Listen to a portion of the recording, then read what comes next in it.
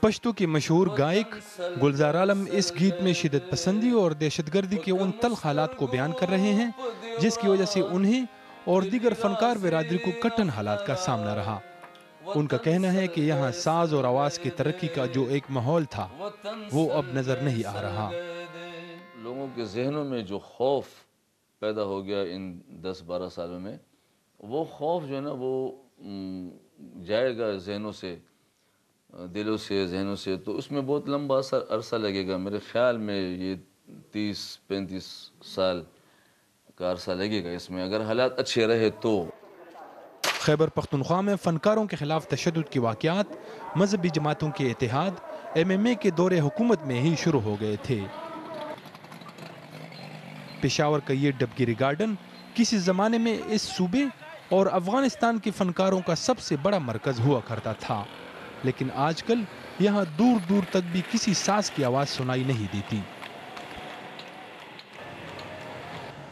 قبائلی علاقے اور خیبر پختونخوا میں گزشتہ کچھ عرصہ سے فنکاروں اور گلوکاروں پر حملوں میں کمی دیکھی گئی ہے، تاہم اس کے باوجود فنکار برادری بدستور خوف کی کیفیت میں زندگی گزار رہے ہیں۔ آج بھی کئی گلوکار شہر سے باہر موسیقی کے پروگراموں میں شرکت کرنے سے کتراتے ہیں۔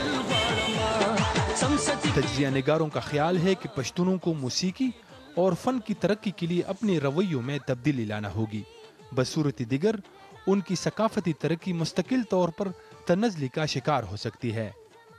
حکومتوں نے کچھ خاص نہیں کیا، پہلے بھی نہیں کرتے رہے، ان لوگوں کا خیال نہیں رکھا۔ دوسرا یہ کہ پالیسی بھی نہیں رہی، اور کچھ ہمارے اپنے لوگوں کا جو رویہ ہے فن کی طرف پشتونوں کا، خاص طور پر میں ذکر کروں گا، میں تاسفانہ اس کا اظہار کرنا چاہتا ہوں کہ ایسا ہے کہ ہمارے لوگ بھی فن کو کچھ اچھی انداز سے نہیں دیکھتے، لکھتے نہیں ہیں۔ تاہم تحریک انصاف کی حکومت کا دعویٰ ہے کہ ان کے دور میں فنکاروں کو کسی قسم کی رکاوٹ کا سامنا نہیں۔ صوبائی حکومت جو کر سکتی وہ تو ہم کر رہے ہیں، شاید ہم نے کھلاڑیوں کو اتنی اسسٹنس نہیں دی فائنینشیل جو کہ دینی چاہیے۔ ویسے تو اگر آپ دیکھیں تو امپرومنٹ کی ضرورت ہے، ریفارمز کی ضرورت ہے۔ یہ جو حکومت تبدیلی کے نام سے آئی ہے تو ہر جگہ پر تبدیلی کی ضرورت ہے۔